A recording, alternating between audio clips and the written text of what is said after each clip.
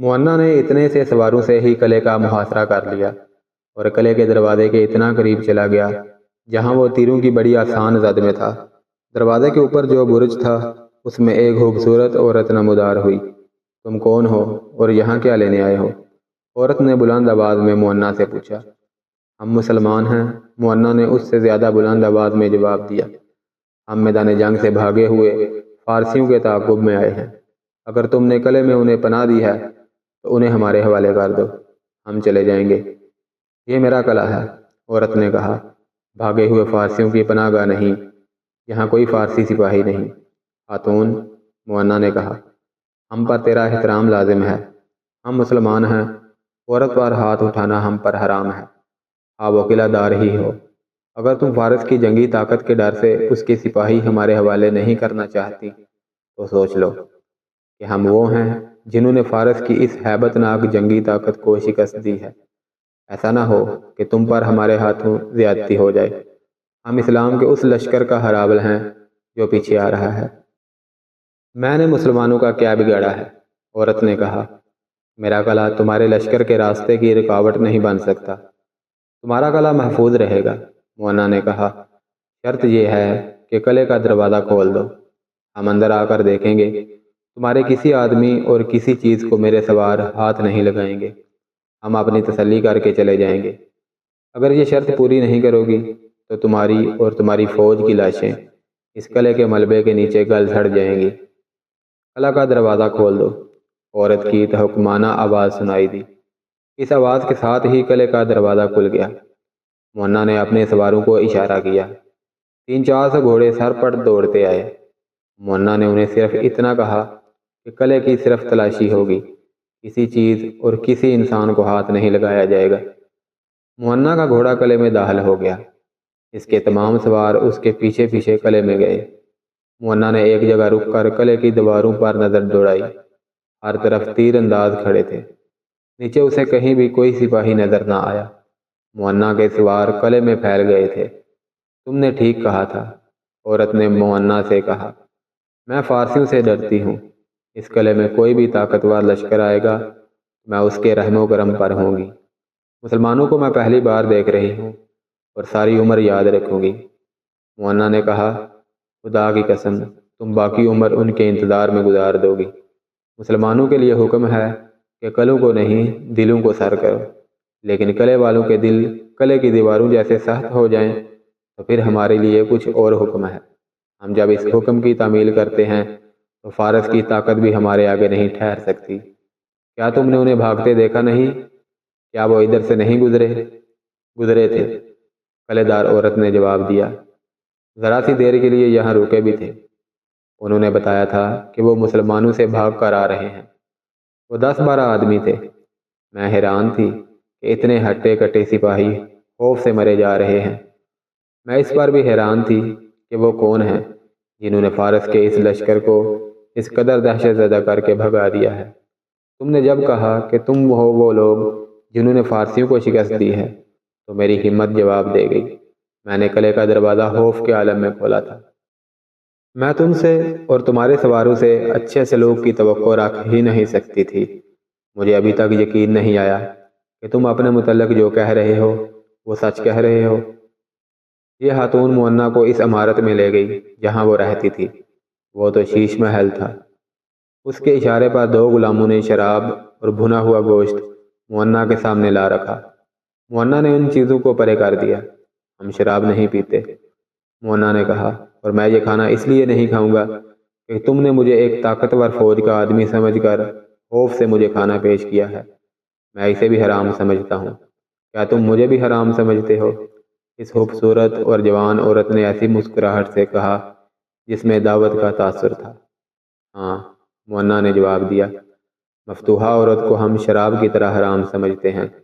वो इस वक्त तक हम पर हराम रहती है जब तक कि वो अपनी मर्जी से हमारे अक़द में ना आ जाए। मुअन्ना को इतला दी गई कि उसके सवार किले की तलाशी लेकर आ गए हैं।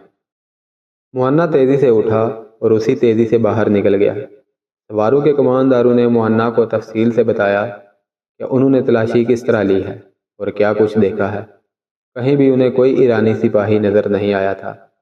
اس عورت کا اپنا قبیلہ تھا جس کے آدمی تیروں، تلواروں اور برچھیوں وغیرہ سے مسلح تھے۔ ان میں مونہ کے سواروں کے خلاف لڑنے کی ہمت نہیں تھی۔ قلعے کی مالکن نے انہیں لڑنے کی اجازت بھی نہیں دی تھی۔ اس قلعے کو اپنی اطاعت میں لینا ضروری تھا، کیونکہ یہ کسی بھی موقع پر ایرانیوں کے کام آ سکتا تھا۔ مونہ نے ادھر ادھر دیکھا، وہ عورت اسے نظر نہ آئی۔ مونہ اندر چلا گیا۔ کچھ ملا میرے قلعے سے؟ عورت نے پوچھا۔ نہیں، مونہ نے جواب دیا، میرے لیے شک رفع کرنا ضروری تھا، اور اب یہ پوچھنا ضروری سمجھتا ہوں کہ میرے کسی سوار نے تمہارے کسی آدمی یا عورت کو یا میں نے تمہیں کوئی تکلیف تو نہیں دی؟ نہیں، عورت نے کہا، اور ذرا سوچ کر بولی، لیکن تم چلے جاؤ گے تو مجھے بہت تکلیف ہوگی۔ کیا تم ایرانیوں کا خطرہ محسوس کر رہی ہو؟ مونہ نے پوچھا۔ یا تمہارے دل میں مسلمانوں کا ڈر ہے؟ دونوں میں سے کسی کا بھی نہیں، عورت نے جواب دیا، مجھے تنہائی کا ڈر ہے۔ تم چلے جاؤ گے تو مجھے تنہائی کا احساس ہوگا، جو تمہارے آنے سے پہلے نہیں تھا۔ مونہ نے اسے سوالیہ نگاہوں سے دیکھا۔ تم اپنے فرض میں اتنے الجھے ہوئے ہو کہ تمہیں یہ احساس بھی نہیں کہ تم ایک جوان آدمی ہو، عورت نے کہا۔ فاتح سب سے پہلے مجھ جیسی عورت کو اپنا کھلونا بناتے ہیں۔ میں نے تم جیسا آدمی کبھی نہیں دیکھا، اب دیکھا ہے تو دل چاہتا ہے کہ دیکھتی ہی رہوں۔ کیا میں تمہیں اچھی نہیں لگی؟ مونہ نے اسے غور سے دیکھا، سر سے پاؤں تک، پھر پاؤں سے سر تک۔ اسے اپنے بھائی کی بات یاد آئی۔ خدا کی قسم، میں نے قلعے سر کرنے والوں کو ایک عورت کی تیکھی نظروں اور اداؤں سے سر ہوتے دیکھا ہے۔ کیا تم ہوش میں نہیں ہو؟ عورت نے پوچھا۔ میں شاید ضرورت سے زیادہ ہوش میں ہوں، مونہ نے کہا۔ تم مجھے اچھی لگی ہو یا نہیں، یہ بات کی بات ہے۔ اس وقت مجھے تمہارا قلعہ اچھا لگ رہا ہے۔ کیا میرا یہ تحفہ قبول کرو گے؟ عورت نے کہا۔ طاقت سے قلعہ سر کرنے کے بجائے مجھ سے یہ قلعہ محبت کے تحفے کے طور پر لے لو، تو کیا یہ اچھا نہیں رہے گا؟ محبت، مونہ نے زیر لب کہا، پھر سر جھٹک کر جیسے بیدار ہو گیا ہو کہنے لگا، محبت کا وقت نہیں۔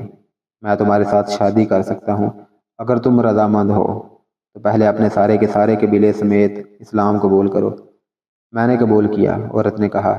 میں اس مذہب پر جان بھی دے دوں گی جس کے تم پیروکار ہو۔ دو مورخوں طبری اور ابن رستہ نے اس خاتون کا ذکر تفصیل سے کیا ہے، لیکن دونوں کی تحریروں میں اس خاتون کا نام نہیں ملتا۔ شہنشاہ فارس اردشیر آگ بگولا ہوا جا رہا تھا۔ اسے ہرمز پر غصہ آ رہا تھا جس نے کمک مانگی تھی۔ کمک بھیجنے کے بعد اسے ابھی کوئی اطلاع نہیں ملی تھی کہ میدان جنگ کی صورتحال کیا ہے۔ وہ دربار میں بیٹھتا تو مجسم عتاب بنا ہوتا۔ محل میں وہ کہیں بھی ہوتا تو اس کیفیت میں ہوتا کہ بیٹھتے بیٹھتے اٹھ کھڑا ہوتا، تیز تیز ٹہلنے لگتا اور بلا وجہ کسی نہ کسی پر غصہ جھاڑنے لگتا۔ اس روز وہ باغ میں ٹہل رہا تھا جب اسے اطلاع ملی کہ قارن کا قاصد آیا ہے۔ بجائے اس کے کہ وہ قاصد کو بلاتا، وہ قاصد کی طرف تیزی سے چل پڑا۔ کیا قارن نے ان صحرائی گیدڑوں کو کچل ڈالا ہے؟ اردشیر نے پوچھا۔ شہنشاہ فارس، قاصد نے کہا، جان بخشی ہو، شہنشاہ کا غلام اچھی خبر نہیں لایا۔ کیا قارن نے بھی کمک مانگی ہے؟ اردشیر نے پوچھا۔ نہیں شہنشاہ فارس، قاصد نے کہا، سالار ہرمز مسلمانوں کے ہاتھوں مارا گیا ہے۔ مارا گیا ہے؟ اردشیر نے حیرت سے کہا۔ کیا ہرمز کو بھی مارا جا سکتا ہے؟ نہیں نہیں، یہ غلط ہے، یہ جھوٹ ہے۔ اس نے گرج کر قاصد سے پوچھا، تمہیں یہ پیغام کس نے دیا ہے؟ سالار قارن بن کریانس نے، قاصد نے کہا۔ ہمارے دو سالار کباد اور نوش جان پسپا ہو کر آ رہے تھے۔ باقی سپاہ بھی جو زندہ تھی ایک ایک دو دو کر کے ان کے پیچھے آ رہی تھی۔ درائے موکل کے کنارے وہ ہمیں آتے ہوئے ملے۔ انہوں نے بتایا کہ سالار ہرمز نے مسلمانوں کو انفرادی مقابلے کے لیے للکارا تو ان کا ایک سالار خالد بن ولید ہمارے سالار کے مقابلے میں آیا۔ سالار ہرمز نے اپنے محافظوں کو ایک طرف چھپا دیا تھا۔ انہوں نے مسلمانوں کے سالار کو گھیرے میں لے کر قتل کرنا تھا۔ انہوں نے اسے گھیرے میں لے بھی لیا تھا، لیکن کسی طرف سے ایک مسلمان سوار سرپٹ گھوڑا دوڑاتا آ گیا۔ اس کے ایک ہاتھ میں برچی اور دوسرے میں تلوار تھی۔ دیکھتے ہی دیکھتے اس نے سالار ہرمز کے 6-7 محافظوں کو ختم کر دیا۔ عین اس وقت مسلمانوں کے سالار نے سالار ہرمز کو گرا لیا اور خنجر سے انہیں ختم کر دیا۔ اردشیر کا سر جھک گیا۔ گیا، اور وہ آہستہ آہستہ محل کی طرف چل پڑا۔ جب وہ محل میں پہنچا تو اس نے یوں دیوار کا سہارا لیا جیسے اسے ٹھوکر لگی ہو، اور گرنے سے بچنے کے لیے اس نے دیوار کا سہارا لے لیا ہو۔ وہ اپنے کمرے تک دیوار کے سہارے پہنچا۔ کچھ دیر بعد محل میں ہڑبڑ سی مچ گئی۔ طبیب دوڑے آئے۔ ارد شیر پر کسی مرض کا اچانک حملہ ہو گیا تھا۔ یہ صدمے کا اثر تھا۔ فارس کی شہنشاہی شکست سے ناآشنا رہی تھی۔ اسے پہلی ضرب رومیوں کے ہاتھوں پڑی تھی اور فارس کی شہنشاہی کچھ حصے سے محروم ہو گئی تھی۔ اب اس شہنشاہی کو اس قوم کے ہاتھوں چوٹ پڑی تھی جسے ارد شیر قوم سمجھتا ہی نہیں تھا۔ ارد شیر کے لیے یہ صدمہ معمولی نہیں تھا۔ قارن بن کریانس ابھی درائے موکل کے کنارے پر ہمدان تھا۔ اس نے وہاں اتنے دن اس لیے قیام کیا تھا کہ ہرمز کی فوج کے بھاگے ہوئے کماندار اور سپاہی ابھی تک چلے آ رہے تھے۔ قارن انہیں اپنے لشکر میں شامل کرتا جا رہا تھا۔ ہرمز کے دونوں سالار قباز اور انوش جان اس کے ساتھ تھے۔ وہ اپنی شکست کا انتقام لینے کا عہد کیے ہوئے تھے۔ ان کے کہنے پر قارن پیش قدمی میں محتاط ہو گیا تھا۔ قیام کے دوران اس کے جاسوس اسے اطلاعات دے رہے تھے کہ مسلمانوں کی سرگرمیاں اور عزائم کیا ہیں۔ ان اطلاعات سے اسے یقین ہو گیا تھا کہ مسلمان واپس نہیں جائیں گے بلکہ آگے آ رہے ہیں۔ خالد نے جنگ سلاسل جیتنے کے بعد قازمہ اور ابلا اور چھوٹی چھوٹی آبادیوں کے انتظامی امور اپنے ہاتھ میں لے لیے تھے۔ جب وہ ان آبادیوں میں گئے تو وہاں کے مسلمانوں نے چلا چلا کر خالد زندہ باد، اسلام زندہ باد، خلافت مدینہ زندہ باد کے نعرے لگائے۔ وہ سرسبز اور شاداب علاقہ تھا۔ عورتوں نے خالد اور اس کے محافظوں کے راستے میں پھول پھینکے۔ اس علاقے کے مسلمانوں کو بڑی لمبی مدت بعد ایرانی جور و استبداد سے نجات ملی تھی۔ خالد، کیا تو ہماری عصمتوں کا انتقام لے گا؟ خالد کو کئی عورتوں کی آوازیں سنائی دیں۔ ہمارے جوان بیٹوں کے خون کا انتقام، انتقام خالد انتقام۔ یہ ایک شور تھا، للکار تھی، اور خالد اس شور سے گزرتے جا رہے تھے۔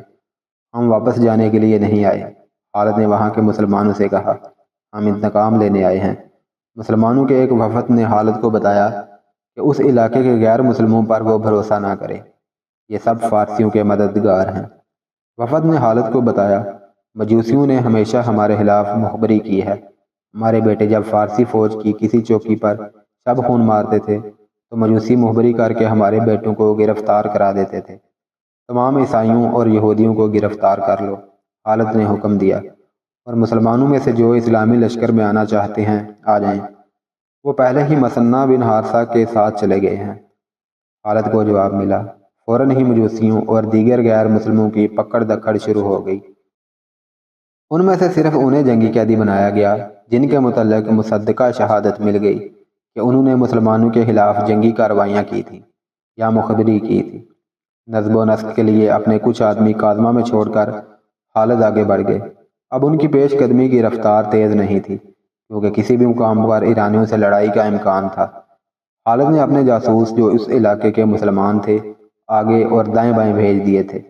مثنہ بن حارثہ آگے ہی آگے بڑھتا جا رہا تھا۔ وہ دریائے موکل عبور کرنا چاہتا تھا لیکن دور سے اسے ایرانیوں کی خیمہ گاہ نظر آئی۔ وہ بہت بڑا لشکر تھا۔ مثنہ کے پاس 1500 سے کچھ زیادہ سوار تھے۔ اتنی تھوڑی تعداد سے مثنہ ایرانی لشکر سے ٹکر نہیں لے سکتا تھا۔ ہمیں یہیں سے پیچھے ہٹ جانا چاہیے، مثنہ کے ایک ساتھی نے کہا۔ یہ لشکر ہمیں گھیرے میں لے کر ختم کر سکتا ہے، سمجھنے کی کوشش کرو۔ مثنہ نے کہا، اگر ہم پیچھے ہٹے تو فارسیوں کے حوصلے بڑھ جائیں گے۔ ہمارے سپہ سالار خالد نے کہا تھا کہ پیشتر اس کے کہ فارسیوں کے دلوں سے ہماری دہشت ختم ہو جائے، ہم ان پر حملے کرتے رہیں گے۔ ہمیں اپنی دہشت برقرار رکھنی ہے۔ میں آگ کے ان پجاریوں کی فوج کو یہ تاثر دوں گا کہ ہم لشکر کا ہراول دستہ ہیں، ہم لڑنے کے لیے بھی تیار رہیں گے۔ اگر لڑنا پڑا تو ہم ان سے وہی جنگ لڑیں گے جو ایک مدت سے لڑ رہے ہیں، ضرب لگاؤ اور بھاگو والی۔ کیا تم ایسی جنگ نہیں لڑ سکتے؟ مثنہ نے ایک سوار کو بلایا اور اسے کہا، گھوڑے کو ایڑ لگاؤ۔ سپہ سالار خالد بن ولید قازمہ یا ابلا میں ہوں گے۔ انہیں بتاؤ کہ موکل کے کنارے فارس کا ایک لشکر پڑاؤ ڈالے ہوئے ہے۔ انہیں کہنا کہ میں اس لشکر کو آگے نہیں بڑھنے دوں گا اور آپ کا جلدی پہنچنا ضروری ہے۔ خالد پہلے ہی قازمہ سے چل پڑے تھے۔ انہیں گھوڑوں اور بار بردار اونٹوں کے لیے چارے اور لشکر کے لیے کھانے پینے کے سامان کی کمی نہیں تھی۔ اس علاقے کے مسلمانوں نے ہر چیز کا بندوبست کر دیا تھا۔ خالد کا راستہ کوئی اور تھا۔ وہ ابلا سے کچھ دور کھنڈروں کے قریب سے گزر رہے تھے۔ سامنے ایک گھوڑ سوار بڑی تیز رفتار سے آ رہا تھا۔ خالد نے اپنے 2 محافظوں سے کہا کہ وہ آگے جا کر دیکھیں یہ کون ہے۔ محافظوں نے گھوڑے کو ایڑ لگائی اور آنے والے سوار کو راستہ میں جا لیا۔ اس سوار نے گھوڑا روکا نہیں۔ دونوں محافظوں نے اپنے گھوڑے اس کے پہلوؤں پر کر لیے اور اس کے ساتھ آئے۔ مثنیٰ بن حارثہ کا پیغام لایا ہے۔ دور سے ایک محافظ نے کہا، فارس کا ایک تازہ دم لشکر دریائے موکل کے کنارے پڑاؤ کیے ہوئے ہے۔ مثنیٰ کے قاصد نے خالد کے قریب آ کر رکتے ہوئے کہا، تعداد کا اندازہ نہیں، آپ کے اور مثنیٰ کے لشکر کی تعداد سے اس لشکر کی تعداد 7-8 گنا ہے۔ فارس کے بھاگے ہوئے سپاہی بھی اس لشکر میں شامل ہو گئے ہیں۔ مثنیٰ کہاں ہے؟ خالد نے پوچھا۔ فارسیوں کے سامنے، قاصد نے کہا۔ مثنیٰ نے حکم دیا ہے کہ کوئی عسکری پیچھے نہیں ہٹے گا اور ہم فارسیوں کو یہ تاثر دیں گے کہ ہم اپنے لشکر کا ہراول ہیں۔ مثنیٰ نے پیغام دیا ہے کہ جلدی پہنچے۔ خالد نے اپنی فوج کی رفتار تیز کر دی اور رخ ادھر کر لیا جدھر مثنیٰ بن حارثہ تھے۔ خالد کی فوج مثنیٰ کے سواروں سے جا ملی۔ خالد نے سب سے پہلے دشمن کا جائزہ لیا۔ وہ مثنیٰ کے ساتھ ایک اونچی جگہ پر کھڑے تھے۔ دشمن جنگ کی تیاری مکمل کر چکا تھا۔ فارسی ہمیں آمنے سامنے کی لڑائی لڑانا چاہتے ہیں، خالد نے مثنیٰ سے کہا۔ دیکھ رہے ہو ابن حارثہ، انہوں نے دریا کو اپنے پیچھے رکھا ہے۔ یہ فارسی صرف آمنے سامنے کی لڑائی لڑ سکتے ہیں۔ مثنیٰ نے کہا، مجھے ان کے ایک قیدی سے پتہ چلا ہے کہ ان کے 2 سالار جن کے خلاف ہم لڑے ہیں زندہ پیچھے آ گئے ہیں۔ ایک کا نام قباض ہے اور دوسرے کا نام انوش جان۔ انہوں نے اپنے سپہ سالار کو بتایا ہوگا کہ ہمارے لڑنے کے انداز کیسے ہیں، اسی لیے انہوں نے اپنے عقب کو ہم سے اس طرح محفوظ کر لیا ہے کہ اپنے پیچھے دریا کو رکھا ہے۔ زیادہ نہ سوچ ولید کے بیٹے، میں ان کے خلاف زمین کے نیچے سے لڑتا رہا ہوں۔ اللہ تجھے اپنی رحمت میں رکھے ابن حارثہ۔ خالد رضی اللہ تعالیٰ عنہ نے کہا، اللہ تمہارے ساتھ ہے۔ میں نے یہ بھی دیکھ لیا ہے کہ ہم دریا پار نہیں کر سکتے۔ اللہ کا نام لے ابن ولید۔ مثنیٰ نے کہا، مجھے امید ہے کہ ہم ان کی صفیں اس طرح درہم برہم کریں گے کہ ہمیں ان کے پہلوؤں سے آگے نکلنے اور پیچھے سے ان پر آنے کا موقع مل جائے گا۔ میرے سوار رک کر لڑنے والے نہیں، یہ گھوم پھر کر لڑنے والے ہیں۔ انہیں آگے دھکیلنے کی ضرورت نہیں۔ مشکل یہ پیش آئے گی کہ انہیں پیچھے کس طرح لایا جائے۔ فارسیوں کو دیکھ کر تو یہ شعلے بن جاتے ہیں۔ انہوں نے فارسیوں کے ہاتھوں بہت زخم کھائے ہیں۔ ابن ولید، تم جانتے ہو انہوں نے کس قسم کی غلامی دیکھی ہے۔ فارس کے ان آتش پرستوں نے اس علاقے کے مسلمانوں کو انسانوں کی طرح زندہ رہنے کے حق سے محروم رکھا تھا۔ ہم زرتشت کی اس آگ کو سرد کر دیں گے ابن حارثہ، جس کی یہ عبادت کرتے ہیں۔ خالد نے کہا، یہود مانیں گے کہ عبادت کے لائق صرف ایک اللہ ہے، جس کی راہ میں ہم اپنی جانیں قربان کرنے آئے ہیں، اور میں زیادہ دیر انتظار نہیں کرنا چاہتا۔